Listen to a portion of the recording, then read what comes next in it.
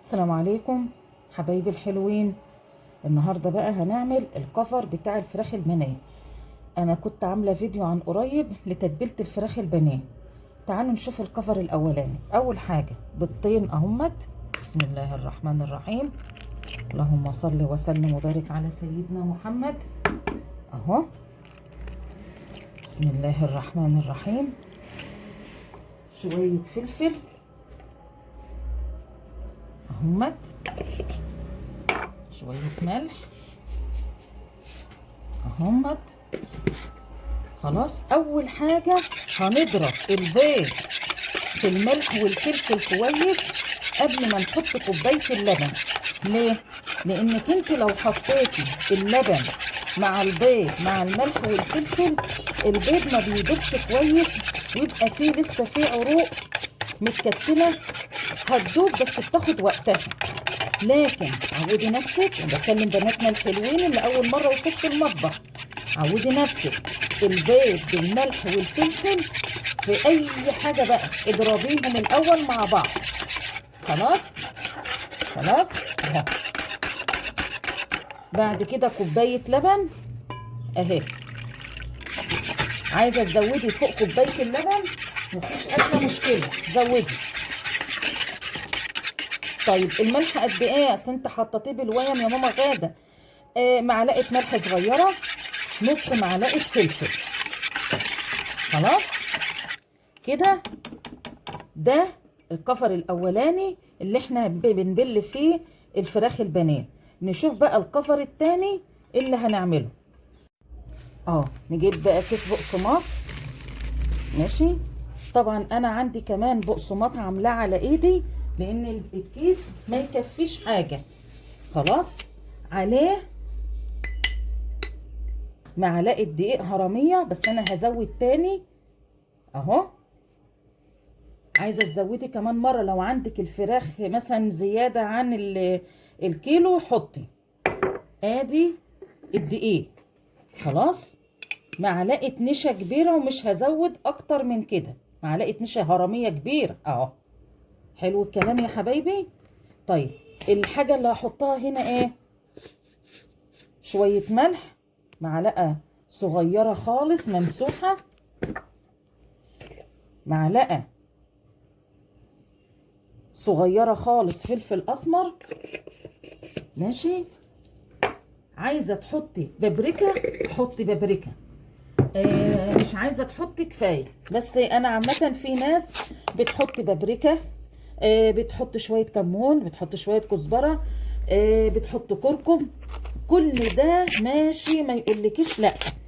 بس انا عشان خاطر انا حاطه في تتبيله الفراخ البانيه كل الكلام ده، فكفايه قوي قوي على الكفر دوت.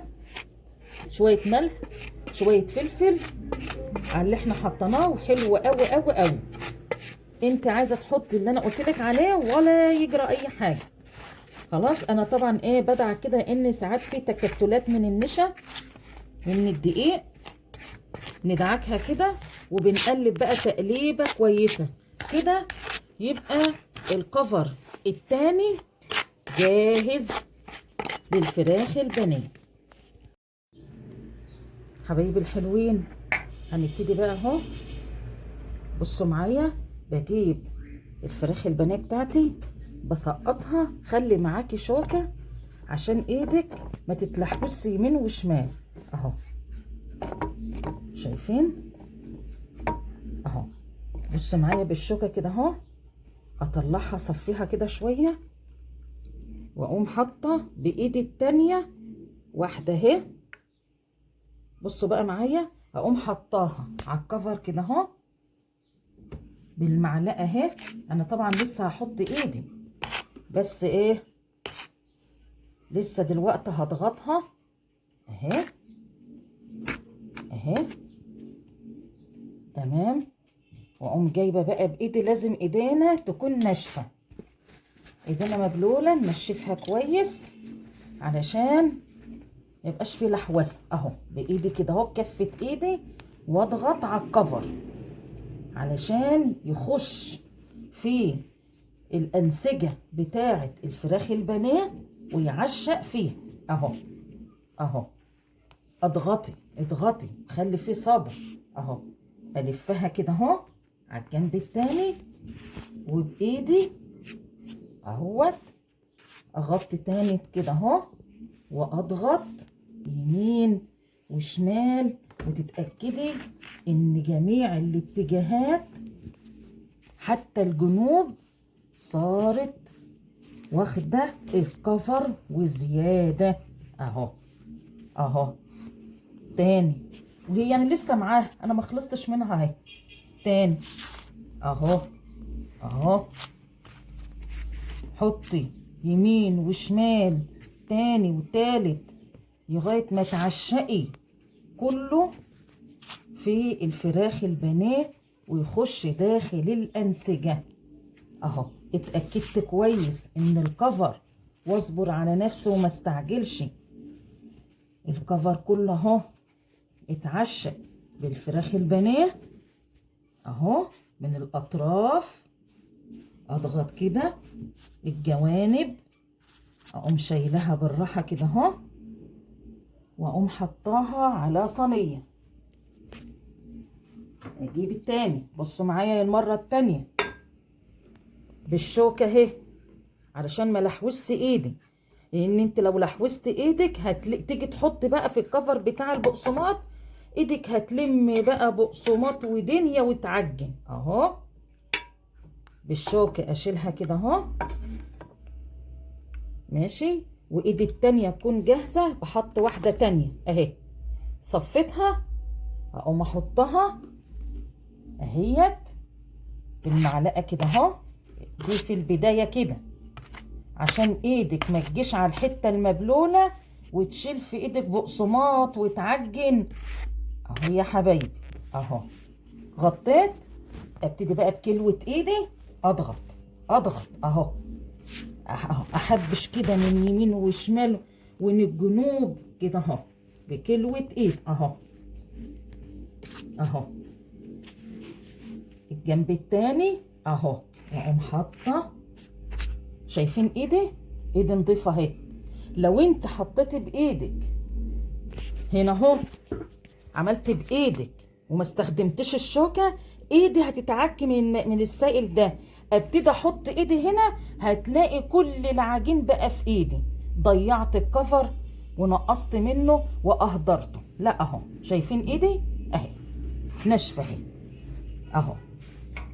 وما تستعجليش على الضغطه، اضغطي قوي بكلوه ايدك عشان الكفر يخش في داخل الانسجه ومن الجنوب اهو.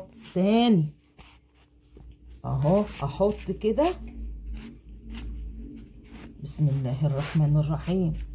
اللهم صل وسلم وبارك على سيدنا محمد. بسم الله الرحمن الرحيم اهو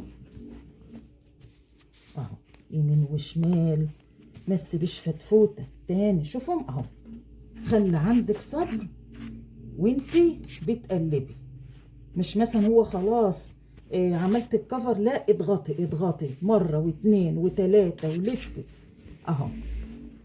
خلاص يا حبايبي، هخلص كل الكميه. بعد ما اخلص كل الكميه اعمل ايه؟ طبعا برصهم في الصينيه. بعد ما اخلص كل الكميه، اوعي تعرضيها للتحمير على طول، لا، خليها تخش التلاجة قيمة ساعة ساعتين علشان خاطر الكفر يمسك فيها. خلاص، وبعد بقى ما نطلعها اقول لكم نعمل ايه. حبايبي الحلوين، سخني الوعايه بتاعتك الاول ماشي. لازم الوعايه اللي هتحمري فيها تكون غويطه، ما تخليهاش مسطحه علشان خاطر تقدري تحمري البانيه براحته.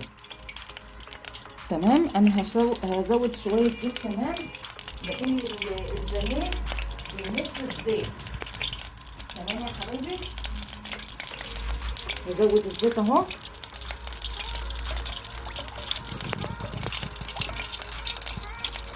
تمام كده. عايزه بس اقول نقطه يا جماعه، البانيه ما تطلعهوش تحطيه على منديل ورق حطيه في مصفى سلك عندك عشان بيصفي الزيت بتاعه، او صفيه انت كويس، شيليه من الزيت يتصفى كويس، لان لو حطيتيه على منديل ورق، صحيح المنديل الورق هيشرب بقايا الزيت، بس هيضطر الفريخ البانيه بتاعتك، وفي الوقت نفسه ممكن يخلي الكفر يطلع منه. انا مستنيه بس الزيت اهوت يحمى، عشان ما ينفعش نحط الفريخ البانيه والزيت بارد، الطبقه تطلع منه. ف دقيقه بس كده او اقل من دقيقه الزيت يسخن كويس. حبايبي لو لقيتي الوعايه رغم ان هي غويطه ضيقه معاكي، خلاص هاتي طاسه وبس كتري فيها الزيت. خلاص كده الزيت بتاعنا حمى اهو. بسم الله الرحمن الرحيم اهو، شايفين؟ طبعا الطاسه بتاعتي انا ما قدرت، انا عندي طاسه اكبر من كده بس هيبقى فيه هدر للزيت، فبالتالي انا استخدمت الطاسه الوسط، حطيت فيها شويه زيت حلوين، حطيت اول طبقه. ما تحاوليش تحطي طبقه تانية الا لما تحسي ان الطبقه الاولانيه بدات تخش وتاخد مع بعضها في الزيت. هتحطهم فوق بعض يلزقوا في بعض، الكفر يطلع من بعضه ان شاء الله يا رب، واحده واحده، مفيش ادنى مشكله. خلاص يا حبايبي، انا هستنى شويه ان الواحده الاولانيه دي، لان ممكن احط جنبها واحده صغيره بس مش دلوقتي، هخلي بس دي تاخد وتدي مع بعضها في الزيت. خلاص ماشي يا حبايبي. بصوا يا حبايبي، اللي انا حطيتها بعد ما كانت تحت قبت على الوش كده، بدات تاخد تدي مع نفسها في الزيت، واحده صغيره جنبيها، وما اقدرش احط اي حاجه تاني، كفايه هي الطاسه خدت 2، قضي الامر. ولو واحده كبيره حلوه قوي تمام. انت عايزه في طاسه كبيره هتضطر تحطي ازازه الزيت كلها. تمام يا حبايبي، نخلص ونرجع لبعض. حبايبي النار عاليه قوي اهي، بص كده الفوق، خلاص الزيت اخد يبدا مع نفسه عشان ما تشعوطش. بهدي النار حاجه بسيطه، اوعي تهديها قوي. بص معايا اهو، كفايه كده خلاص. كده كمان تتحمر براحتها بقى. ماشي حبايبي، حبايبي الحلوين لبناتنا اللي اول مره بيعملوا، بص معايا كده بالشوكه برفع حاجه صغيره لقيتها احمرت، بص معايا اضغط بالشوكه كده بالراحه وابتدي اقلبها على الجنب التاني. انا مش عايزه امسك المساكه عشان ما تشلش الكفر اهو، وابقى اخد بالي من اللي جنبيها.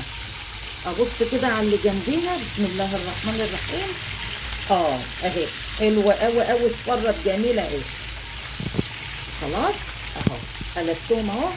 خلي بالك ما دام انت نقعاها ومتبلاها يومين ما بتاخدش سوى، ومجرد ما الزيت انت حطيتيه في اول مره سخن ملهلب، خلاص زي ما احنا شفنا كده اول مره ما بياخدش حاجه، خصوصا طبعا الفرارجي بيكون مرقق هالي.